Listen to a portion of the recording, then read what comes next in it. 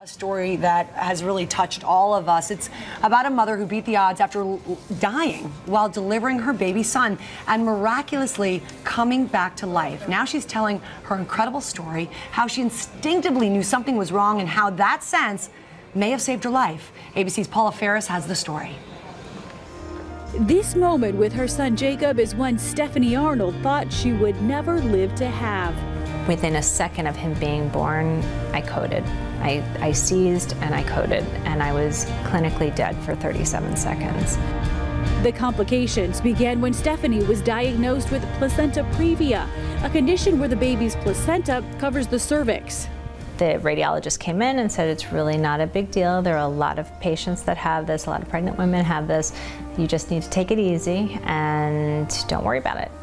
From 24 weeks on, I had a strong premonition that I was going to die. I started to write goodbye letters. I sent out a couple of goodbye letters. When Stephanie went into labor this past May, she began to hemorrhage and her heart stopped.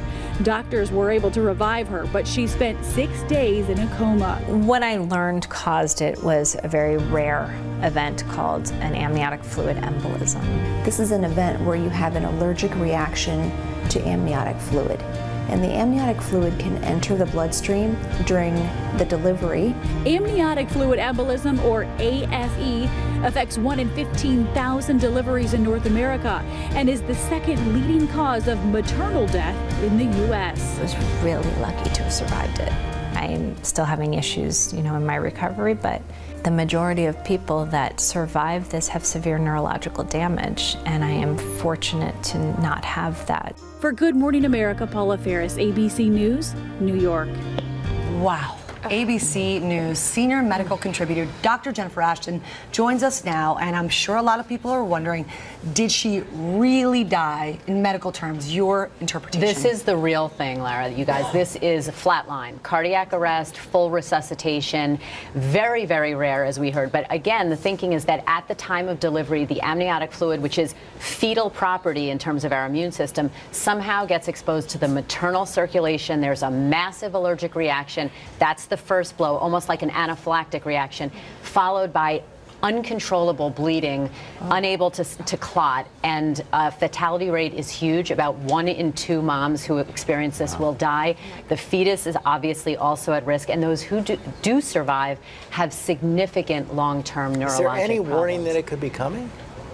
She talked about this this sense of foreboding, and I say it all the time, in general in medicine, but also in obstetrics, trust your instincts. This is a thing we can't explain in medicine, but when you hear a woman who's so nervous that something's going to go on, as an obstetrician, we sit up and take notice. What can you do if somebody comes to you with a sense of foreboding? Well, reassure them, practice proper medicine. This is something that we really don't know what the associated risk factors are because it is so rare. But again, in obstetrics, this is why 99% of the time everything goes smoothly. When things go wrong, they tend to go wrong in a big way, and you have 2 lives at your stake. A lot of female viewers watching us right now, many of whom are hopefully pregnant and healthily so. Is there anything they can look for? Not really. I mean, this is why we say most of the time women, yes, they can give birth at home and everything will be fine. But when something goes wrong, you need full anesthesia staff, blood bank, ability to do a full resuscitation, and that can only take place in the hospital. So as much as we don't like a lot of monitoring, that type of monitoring saved this woman's life. All right, again, it's called amniotic fluid embolism. Yeah. Really a remarkable story. A true miracle that she survived. Both of them are okay. Absolutely. Thank you, Dr. Ashton.